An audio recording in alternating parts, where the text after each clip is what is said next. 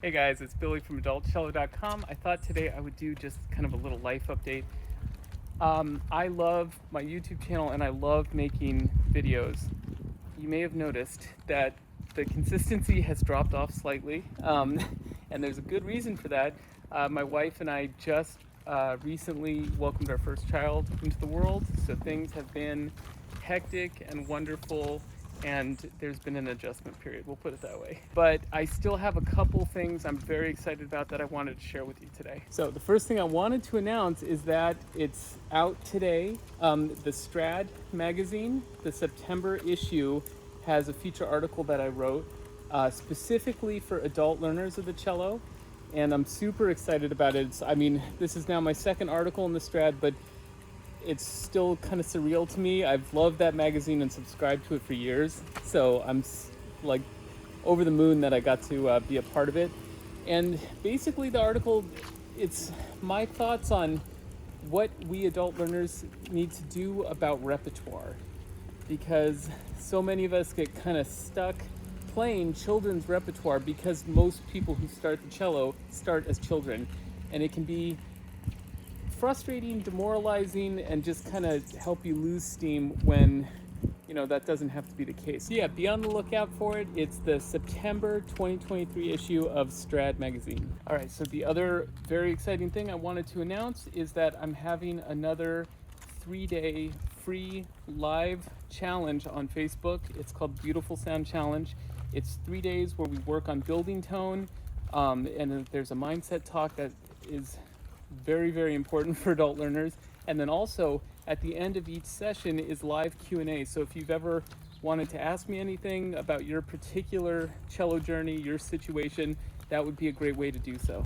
Okay, so for the rest of the video today, what I want to do is actually talk about a topic that's directly related to the challenge coming up that I just announced, okay? And it's what I think is one of the most underrated or least talked about aspects of making a truly beautiful sound and being able to sound further along in your journey than you actually are.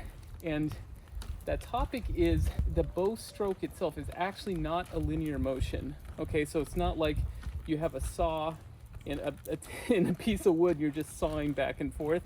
Where it's confusing is that when you watch players play, if you stare at their bow, often it can kind of look like it's just going back and forth, and so you assume that what they feel in their arm is just going back and forth. So in actuality, when you're bowing and what you're feeling in your arm is not linear at all. Okay, so just as an example, when you talk about bow changes and you're at the tip and you're finishing a down bow and you're starting an up bow, one thing I work on and a lot of people talk about is kind of a figure eight or like a bowed circle pattern. The reason we do that is because we're trying to avoid a linear motion that's going to create kind of a click in the bow, because if you just move along one plane, you're going, and then you have to switch to up bow. So if you just stick on a linear plane, the bow just has to stop at some point. If you kind of give it a rounded edge, you can continue the momentum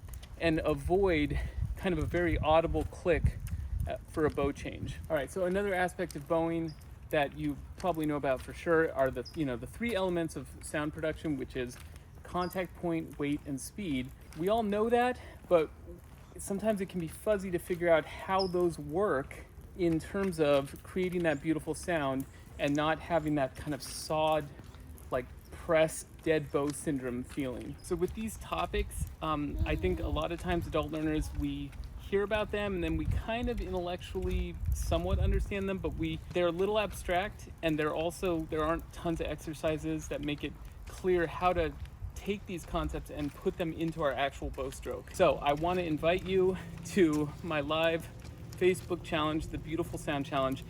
In it, I'm going to be giving you an exercise I developed that will really clear things up and make it way less abstract and easier for you to bring these concepts into your actual bowing. All right, so I really hope to see you there. I would love to be able to connect with you, and especially in the live Q&A portion. So the link, one more time, the link to sign up for the Facebook challenge is below. And just one last thing, someone from the group is going to win a scholarship to study with me for for a month, 4 lessons.